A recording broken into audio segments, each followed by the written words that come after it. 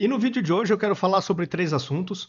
A esquerda que segue sendo muito impopular nas ruas, no mundo real, e isso não é somente no Brasil. Eu vou aqui dar um play daqui a pouquinho nesse vídeo do presidente do Canadá, que é de extrema esquerda, e ele estava lá no evento de Olimpíadas Indígenas. E assim que ele começou a falar, ele já começou a ser vaiado. Curioso, né? Justo os indígenas, aquelas minorias que a esquerda jura defender, mas o curioso é que essas pessoas destas minorias muitas vezes não se sentem defendidas pela esquerda, né? Por que será? Será que é porque eles também identificam uma certa hipocrisia? Não sei, né? É a pergunta que fica. O outro assunto que eu vou falar com vocês é sobre o PCC e eu acho que agora eles vão colocar um ponto final, vão resolver o problema de roubos na Cracolândia. Aí vocês vão entender um pouquinho mais do que eu estou querendo dizer. E por fim, mais uma asneira que o Lula fala lá no exterior, que é para queimar não somente o filme dele, mas também o filme do Brasil. Não que ele se importe, porque na minha opinião, quem não é patriota tá pouco se lixando com a imagem do seu país, né? E como na minha opinião o Lula não é patriota, então eu acho que para ele, ó, tá nem aí. Bom, com relação ao premier, ao presidente, né, o primeiro-ministro do Canadá, Justin Trudeau. É um esquerdista, é tipo um psolista lá do Canadá, né, extrema esquerda.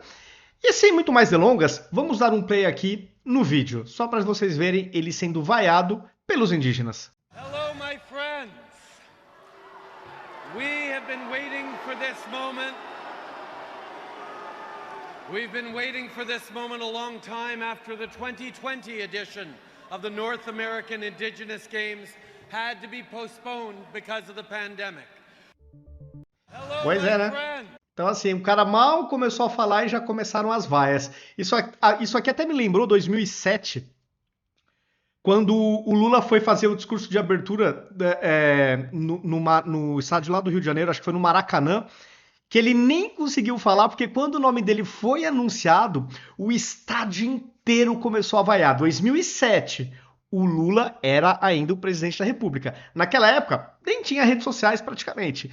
Mas quando o povo tinha oportunidade de manifestar o que sentia pelo Lula, aí não desperdiçava nenhuma chance. E foi a partir dali que eu notei que o Lula começou a ficar mais esperto.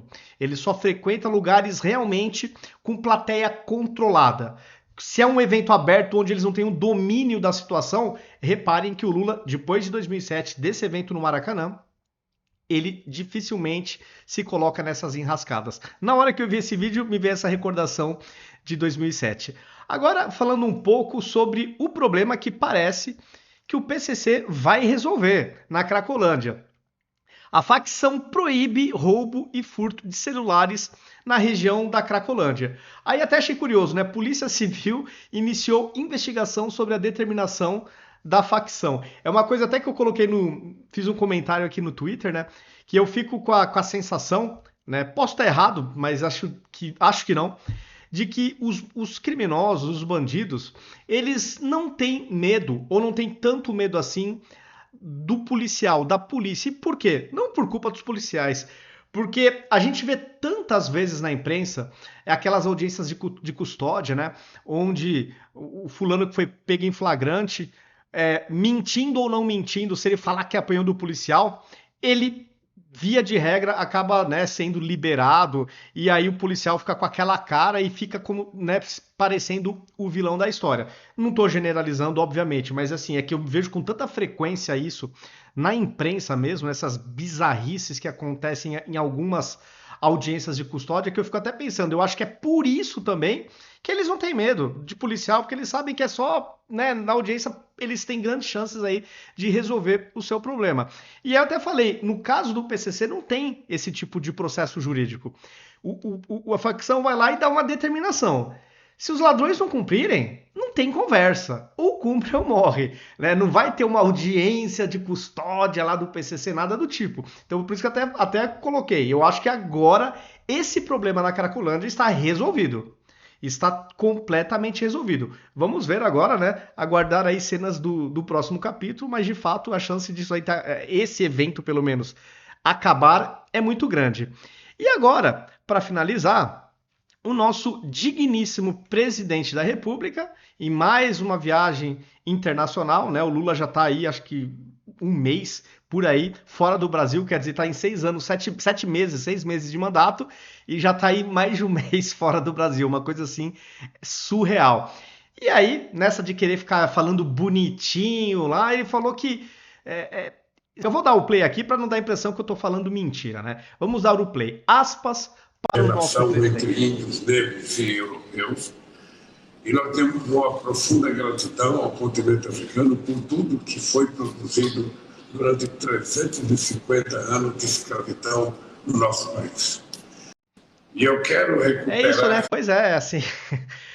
Tá difícil, né? Aliás, o Brasil neste ano tá com...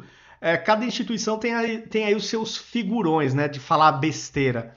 Né? Tivemos o Barroso, agora o Lula, que é uma atrás da outra, não para, né? Enfim, são, né, os novos tempos, né? O Brasilzão de hoje tá bem complicado. Enfim, a gente não podia deixar aqui de escancarar, né, de mostrar mais uma pérola. Eu só espero que tenha sido um equívoco nessa fala do Lula, que ele tenha se confundido nas palavras, né? Porque se a gente supor que pode ter sido aqui um sincericídio dele, aí é vergonhoso, né?